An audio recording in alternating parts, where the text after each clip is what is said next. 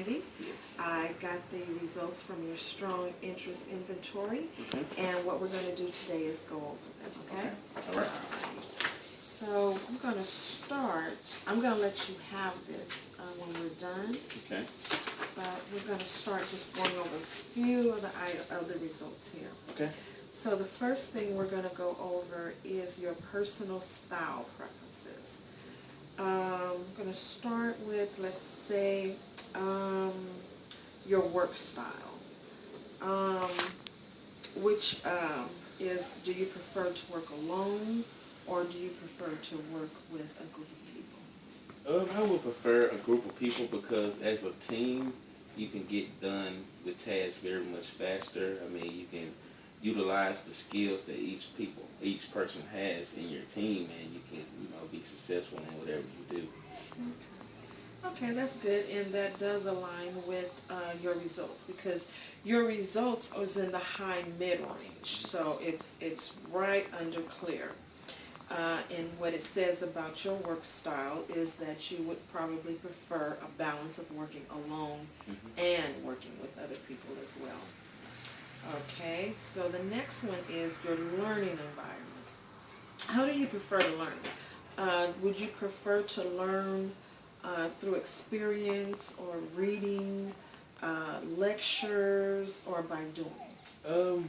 Would be more of a hands-on doing type of learning, visual learning, because I believe that if you see it and you see that it's done, you wouldn't just read it and put it together. You would have a visual of how it goes put together. Right. Actually, I'm that way as well.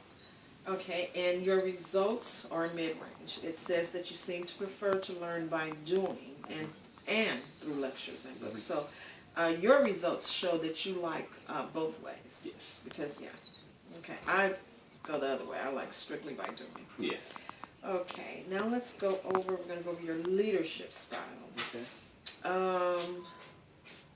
Would you like to sit back and say if you have a project to do, maybe just do that project by yourself, or would you feel comfortable in taking charge and ordering someone else to do the job? Kind of like taking charge, but not exactly taking charge, because you want to be that person to know and can show others, but at the same time, you don't want to be the person doing it by yourself. So you'll try to utilize your team and whoever's around you, and that way, I really believe that any task can really get done much faster and quicker. Okay. Now, on the leadership style, it's very clear. Actually, that's almost your highest score. It says that you probably prefer to lead by taking charge. So that coincides with what you just said. Okay, how about risk-taking? Do you like taking risks? Shy away from taking risks? I shy away from it based on the customer, because you always want to satisfy the customer. And if sometimes you can't set a promise date or be efficient enough to hit that mark, why put yourself on the line and be asked to be held accountable for this product or this lesson on that date? So it's kind of good to plan ahead instead of just borderline risking it and not following through with it. Okay, I'm thinking this is talking more about just risk-taking in general. Okay. Like as far as activities, or like going to like amusement parks or something. Okay. Would you be the person to skydive, or something, more mellow like the log ride, like me? Okay. I'm a roller coaster rider, but not a big risk taker. Okay. Now that's weird, because on your score, you ranged clear, which is high. And it says that you may like taking risks. So that's kind of different, your results and your score, than what you said. Not too much, but just a little bit different. Okay. Team orientation. Do you prefer accomplishing tasks independently, or do you enjoy working as a team? I enjoy working as a team, but sometimes a lot of tasks doesn't involve a team effort. Sometimes that can be too much, putting 2-3 tasks in two, three people's hands when it only may take one person. So you're not balancing your work ethic. Right, kind of depends on what the task is. Right. And actually, that coincides with your results. It's actually, you scored high. That's the highest score. It's very clear that you probably enjoy participating in teams. Okay. Now I think we're going to go over, we're going to go over your 5 top interest areas. Okay. This is where your results show kind of where your strong interest lies. Okay. Okay. So, we're going to go over the top 5, and we're going to start at the bottom. Okay. Okay, the bottom is finance and investing. How do you feel about that? I feel like it takes finances to invest, but I really believe that with the pre-planning and the finances, investing wouldn't be a problem at all. Okay. And I'm thinking, like working in a bank, you actually doing the investing and the finance for customers, for other people. Yeah. So would you like doing that? Yes, I wouldn't have a problem doing that. Okay. Good, because you scored a 75 on that, which is high.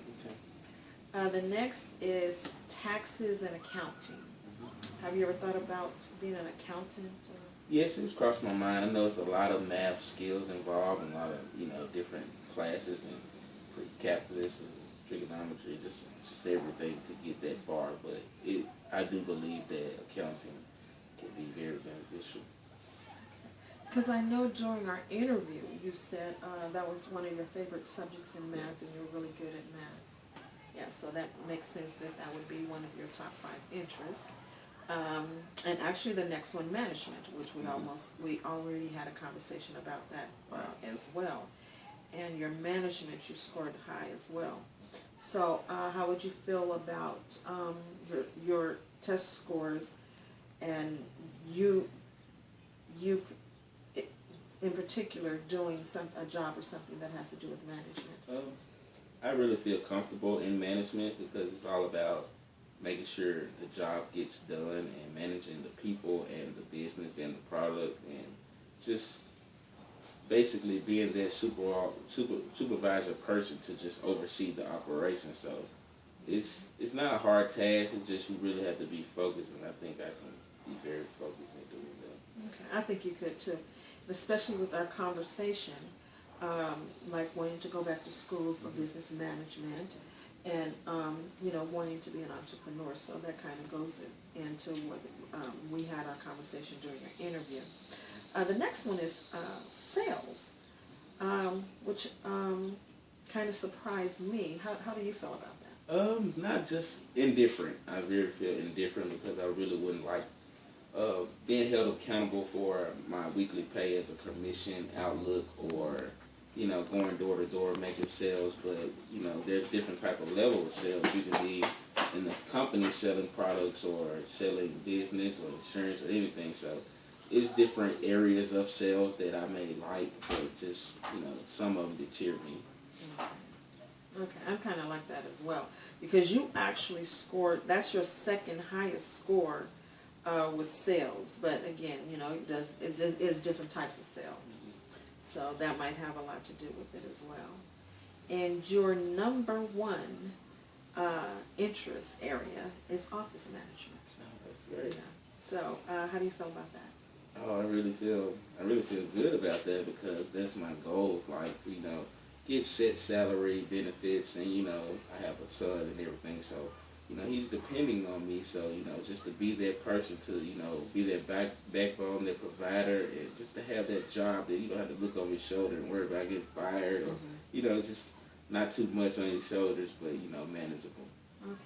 Yeah, because what that brought to mind was the conversation we had about a next job that you would be interested in now, and you said clerical, and before that we were talking about you managing something. Right. So that's office management being number 1. That's what I thought about our conversation regarding that during our interview. Okay, so now we are going to go over your top 10 occupations that the Okay. strong inventory chose for you. Okay. These are just occupations that they think you would be good at, Okay. that kind of match your personality. We're going to start at the bottom and Okay. go up. All right. Okay, so number 10 strong occupation that they chose for you is a computer programmer. Okay, what do you think about that? It's doable. I know there's a lot of school behind it, and you know a lot of job searching to get to the level you want to get at, and I think it's manageable to do. It's just like I got to get that interest to go at it and go ahead and do it. You know. Yeah. You have computers weren't really a theme of your top interest areas, so it kind of surprised me to see it on here. But then again, talking to you, it really didn't. Okay. Because the theme that I see going on here is mathematics, Okay. it's finance, accounting, taxes. Most of your themes have to, well, you have two themes. Your first theme is financing. Your second theme is management. Okay. So number 9 is health information specialist. Okay. That's kind of different as well, you know, but I've always been the person to want to gather information and, you know, find a way to get to the source of whatever is happening. So I think it's kind of simple, a simple job. Number 8 would be a financial manager. Okay. Yeah, I feel really strong about that because it's all about financing and, you know, being the top of the chart, someone you can count on, you know, and that's what, in that job title, that's what you have to be. You have to be someone that people can count on and, you know, not have flaws or, you know, lack your duties. Yeah. Okay. And number 7 is a computer systems analysis. I don't know about that one. That kind of seems like just an overall view of a computer, maybe, you know, just a problem solving or something. So I'm good at problem solving and computers as well, but doing that all day long, I can't, you know, dealing with problems. I really Okay, so you are a computer guy. sort of. Okay, you are a computer guy. It's just not something that you would choose to do. Yeah. But it's not that you're not capable of doing. Okay, Right. so now that makes sense why computers are in your theme. Okay, okay, that makes sense now. Okay, because we never talked about computers during our interview. Right. But now I understand. Okay. Ooh, excuse me. Okay, number 6, financial analyst. And that's almost the same. Right. Yeah, you know, but it's doable. And I feel if I can handle the stress level of it and manage it, I really think that could be a great job as well. Okay. And credit manager. Now now we're going into your top 5 because Okay. number 5 is your credit manager. Okay. Okay, so what do you think about that? It's Well, like, let me- okay, go ahead. I'm sorry, because what I did is I took the liberty of looking up some information for your top 5 occupation choices. So for number 5, for credit manager, do you know what a credit manager does? Not exactly. What I'm drifting as if like you would manage someone else's credit or, you know, keep in line or something like that. Something like that. I'm gonna give you some little information. Okay. Okay, what a credit manager does is it takes on the role of credit manager is to oversee the collection process of customer accounts, ensure customer satisfaction, constantly improving the office and sales activities and meeting goals. They establish smooth running collection system that allows for the overall company goals to be achieved with as little difficulty as possible. The activities of a credit manager varies from industry to industry, but one skill that all of them need is skills of communication, because what you do is you talk to people that maybe are behind in payments or something, And so you want to keep them happy because you don't want to make them mad, so that you can collect the funds for Right. the company. Okay. So a lot of times credit managers are over other people. Like, you may not be the person making the calls, but you are over the clientele that does make the calls. Okay. You understand, the other employees. So that's what a credit manager does. How to become a credit manager. Let's see, for most credit manager careers, the minimum education requirement is a bachelor's degree. Although lately there's a lot of organizations who are only hiring credit managers with a master's degree or an MBA. The credit manager salary, the median for a financial credit manager is $91,000, and the top 10 make $150,000. The outlook for a credit manager is its stable growth. From 2004 to 2014, the projected increase was 18%. And they've reached that and beyond, and it's looking bright for credit manager positions. So if that's something you're interested in, it will be openings. Because I know one of the problems that a lot of college graduates have is they go to school for whatever major that they want, that they like, or they think they're good at, or they think they want to do. And once they graduate, there's no need for it. So one of the important things of choosing a career is to see if there's going to be a need for whatever it is you're going to school for. So that's a good one, and there will continuously be a need for it. Okay, number 4 is customer service representative. Okay, yeah. I feel very comfortable with that as well. I've done that in the past. And it's so many different levels of customer service representative. So, you know, to be at the top of the game of what they call CSR, customer service representative, Right. I think you really have to be motivated, you know, great work ethic, and, you know, very, very good people skills. So it just depends on what level of customer service you're handling, because it's a stressful job too. Yeah. And that goes with our interview, because you said you love working with people. So customer service, that's what they do. You have to be a people person to be successful in customer service. And actually, that's one of my favorite things to do. Unfortunately, the pay isn't that great, depending on what company you work with. But for the most part, it's not that great. And I'm going to just read some information that I found on that. Okay.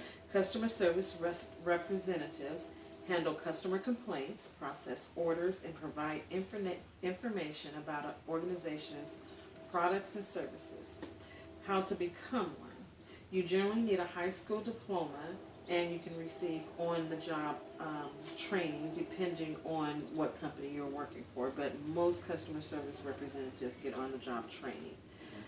They have to be good at communicating and interacting with people and have basic computer skills. The pay for customer service, the average is about $14.70. That's 2 years ago, in May of 2012. The medium range for customer service is less than half earned.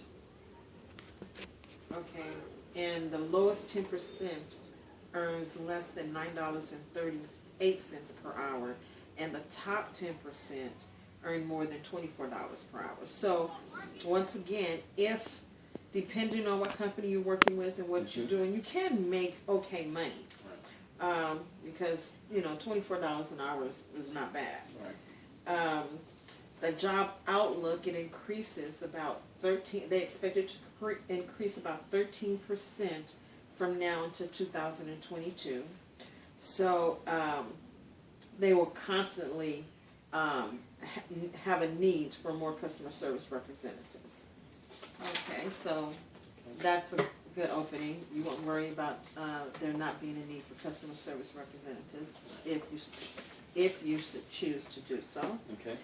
Okay, your number 3 choice of occupation is accountant. Okay. Okay? And I'm going to read you, actually, I'm going to have to go a little bit off track because your number one, I'm going to go over your number one and your number three because your number one choice is an auditor. Your number three choice is an accountant.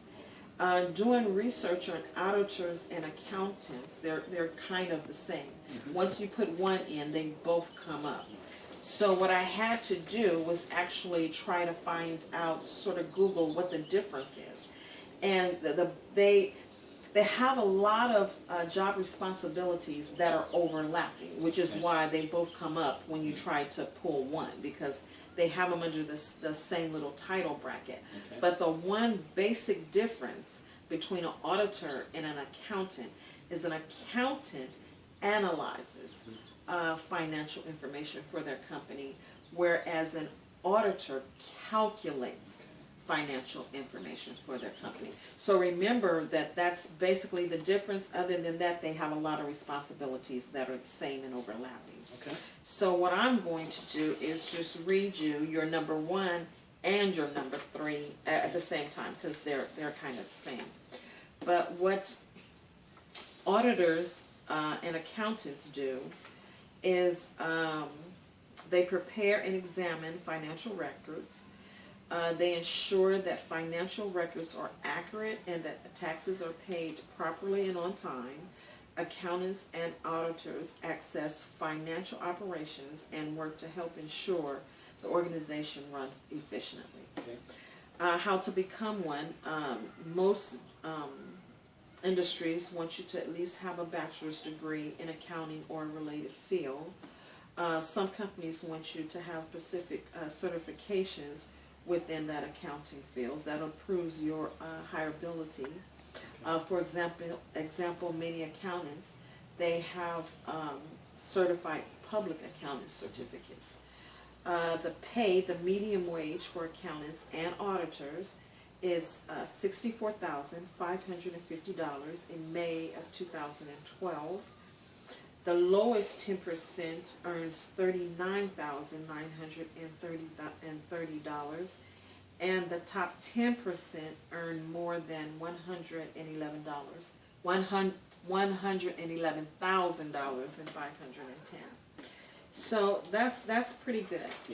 And your outlook, it grows also at 13% from now. They expect it to grow 13% from now to the year 2012, which is approximately between now and there. They expect to hire 166,700 more employees.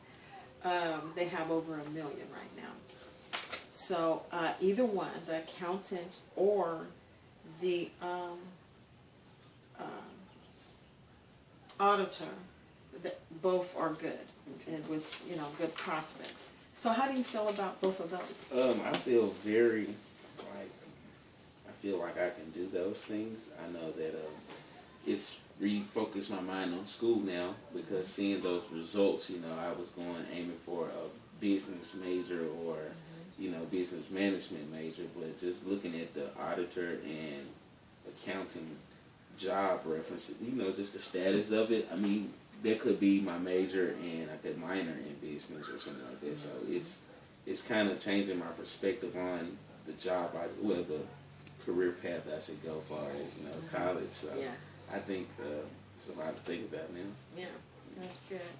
Okay, and I wanted to save number one for last, but it didn't work that way. Okay. So your number two is business finance supervisor. And I'm just going to read a little bit about that. Business finance supervisor, they have that, once again, they have that under financial manager, which you have at number 8. So supervisor and manager may differ according to different companies. Because I'm just going to throw the post office in there. Okay. The post office, the supervisor may be over this handful of people in this department, whereas the manager is over that supervisor and those people. Okay. Okay, so they kind of put them in the same category, because it just depends on what company it is. Okay. But in, how they reference supervisor and management. But it says financial managers are responsible for the financial health of an organization. They produce financial reports, direct investment activities, which is what we were talking about earlier, and develop strategies and plans for the long-term financial goals of their organization. So what you do is actually the meat of any organization, because you're like their pulse. You are what keep them going, because without finances they go bankrupt. Right. So yeah, so that's a very important job. And like you said, you want to do management. That's total management, because that's total management. Okay, and how to become one? It says financial managers typically have a bachelor's degree and 5 years or more of experience in another business or financial occupation, such as a loan officer, accountant, auditor, securities sales agent, or a financial analyst. The median for financial managers was about $109,740 in May of 2012. The low 10% earned less than $59,630, and the top 10% earned more than $187,200. So once again, that's pretty good. The number of jobs in 2012 was over 500,000. The outlook is it grows about 9% between now and 2012. And so between now and 2012, they expect to have 47,000, over 47,000 more people.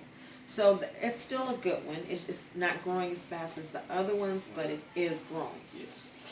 Okay, so now, tell me, what do you, your thoughts about the information that I provided on all of your top 5 occupations that Strong Inventory chose for you, and your results. Okay.